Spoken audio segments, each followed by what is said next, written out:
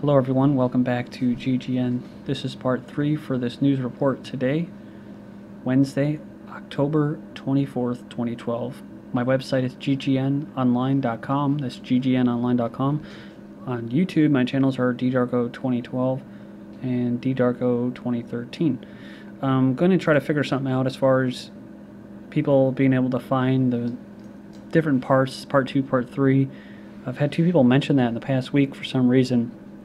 But like I said before, if you just go to my channel there, you'll find every upload in the order they were uploaded. It only takes like 30 seconds, along with my website, and the website's right down in YouTube's video description. So I only say that because, you know, when I put so much time in these videos, I mean, every little thing counts. So I mean, you got to remember that's 15 videos plus 2 accounts on YouTube. That's 30 times I got to do that, and it takes time to make all those links after doing all those links that I already do. So, you know, just I'll try to do what I can to put like maybe a link in the YouTube's video description, right? U.S. may soon become world's top oil producer. So I just covered this before, and recently I've been covering too about gold. The richest people are buying gold right now. In Russia, they're buying a bunch of gold. Libya had some decent amount of reserves of gold before their country was ransacked. 2 things also, there's been these tungsten gold bars being floated around in Manhattan, New York, in Australia, in Perth. There's fake gold going around. And recently I covered a story that I don't think got any coverage, which was an Iranian scientist basically saying or making the claim that they're able to create gold. So with that being said, sales by U.S. Mint of silver outpace gold over 50-fold from October 24th. Figures released by the U.S. Mint on Friday indicate that sales of silver in year-to-date exceed those of gold more than 50-fold in terms of weight. Silver Doctor says that the feverish sales pace for silver is unsustainable, as the current mine ratio for silver to gold is 9-to-1. And if that price of silver per ounce rises above $50, the U.S. Mint will be unable to keep pace with the investment demand. I don't really understand that last part of that statement right there. I mean, wouldn't they just you know, basically put it the price higher? Wouldn't it be like $100 or $200 or $500 if they have less? I don't know. You know, I don't even really try to figure out all this stuff anymore. You know, it's like this with these treasury bonds that the Fed buys, and people say, oh, we're going to have hyperinflation, and it's just the wheels are going to come off. And, you know, it's like, honestly, I don't think they are. I think these cartels of private central banks and the people that run them, they know exactly what they're doing, and they know how to manipulate it so that they can keep it propped up for as long as they want. Bernanke set to unveil number larger than eternity. So Zero Hedge is saying that's what Ben Shalom is preparing for after historic changes last month. The Federal Reserve officials this week will discuss a possible expansion of the size of its 3rd round of bond buying and better ways to guide markets about future policy actions. Just because $40 billion per month in a new flow is apparently not enough, and because the market is now well below the level it was when QE3 was announced.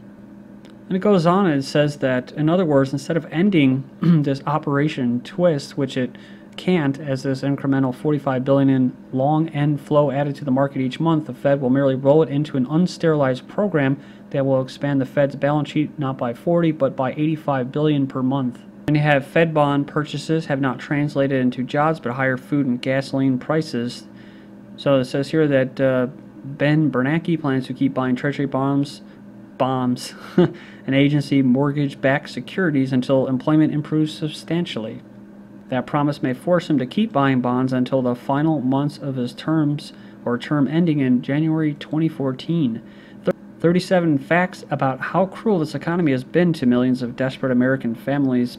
You can go there and check it out. I'll go through a couple of them. So over the past decade, things have steadily gotten worse for American families no matter what our politicians have tried.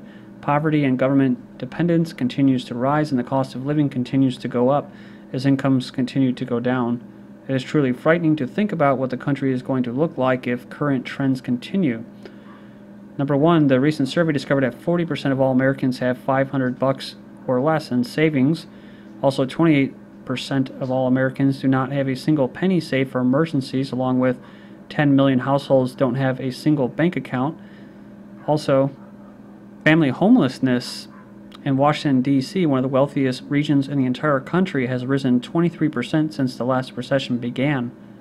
The number of Americans living in poverty has increased by about 6 million over the past 4 years, and median household income has fallen 4 years in a row. Overall, has declined by more than $4,000 over the past 4 years, and 60% of middle-class Americans say that they have had to reduce household spending over the past year. 85% of middle-class Americans say it's more difficult to maintain their standard of living that they had 10 years ago. In the U.S., 77% of all Americans are living to paycheck at least some of the time. And I'll finish up with number 10. In the U.S., more than 41% of all working-age Americans are not working. Then from the 24th, today from RT, world is becoming more leftist, says Russian Communist Party chief. So the leader of the Communist Party has predicted the rise of the leftist ideologies across the world, and in Russia, warning that if the country's leadership continues to only imitate political changes, it may be overthrown. Undoubtedly, we'll see a turn to the left and movement towards a fair society. It's a world trend that will affect Russia as well. So, pretty interesting, though. It says globalization based on speculative finance resulted in the current recession and Eurozone crisis. I saw another article that was actually saying that the whole Eurozone crisis was a way to prop up the petrodollar and keep it alive. And when I heard that, I'm like, oh, okay, that actually makes kind of sense. Because then what is the euro? What does the EU get? Well, what did I just cover yesterday with Nigel Farage of England? That the EU has become a dictatorship, you know, and it's all about consolidation of power. They thought they were going to have a federation, union of states, right? Instead, they're going to have a totalitarian European Union. It's just a good way to kind of step back and look at the bigger picture about how when things happen, these, quote, crises, see, a circus, that's what they should call it, crisis, they meant a typo, is that what? They always get what they want. These global elites. He says it's a world trend that will affect Russia as well. I also found it interesting that a poll that was done for Russians, for the Russian people, said that fewer of them like Americans. What they also said was that they have pretty strong support for the EU, even though it dropped like 4 percentage points. But I still thought it was kind of interesting that they liked the EU more than that. Well, it makes sense, right? It says you thought the whole EUSSR thing was over the top. Have a look at this poster. Pretty interesting. We can share the same star, Europe for all. So there you go. It says take a look at this promotional poster. Notice anything? Alongside the symbols of Christianity, Judaism, and so on, one of the wickedest emblems of humanity has ever conceived, the hammer and sickle. But I do kind of find it interesting. I want to make this point, throw it out there, is, part of World War II was experimenting with types of systems, but not just experimenting with them as far as which one was better, as far as, if you can call it different things, they're really all the same when it comes down to it. Government command or controlled economies and stuff like that, but communism, fascism, democracy. And what they wanted to do eventually was to merge them all together.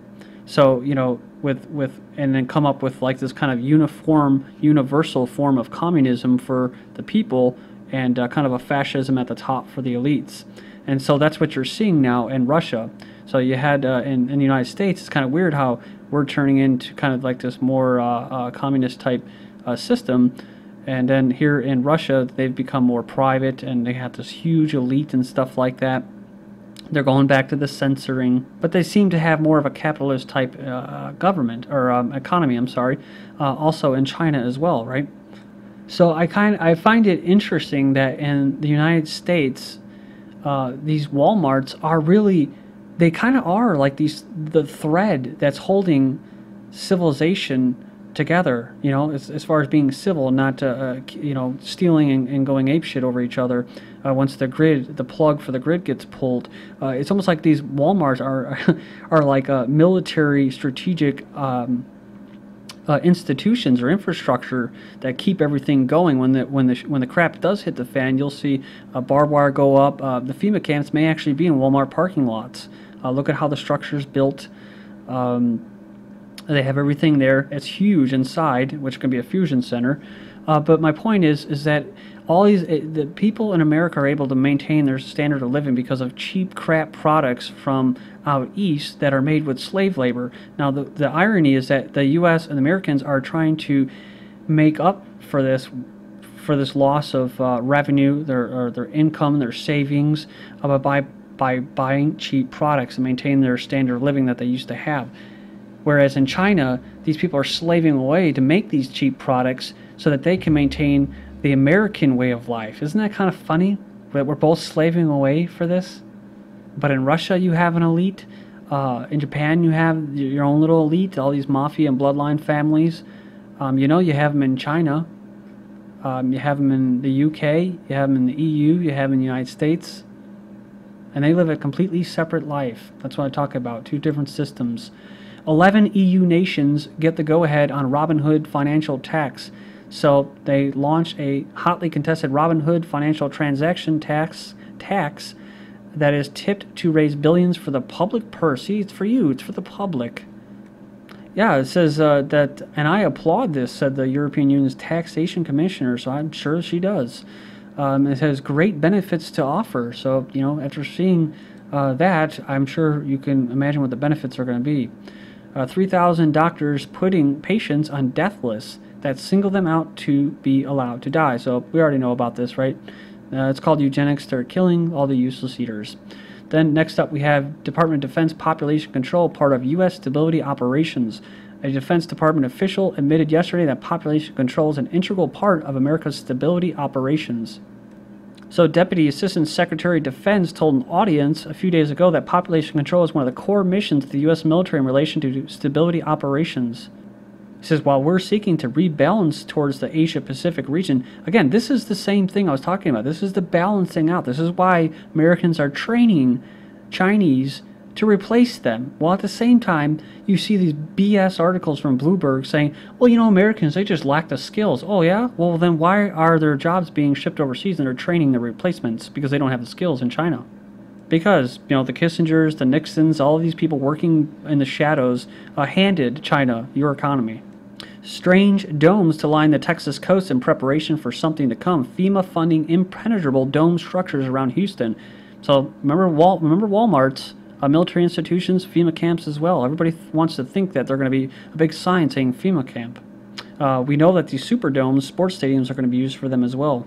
What's interesting is that they're actually adding extra security and fencing measures that have been implemented around the structure site for the domes.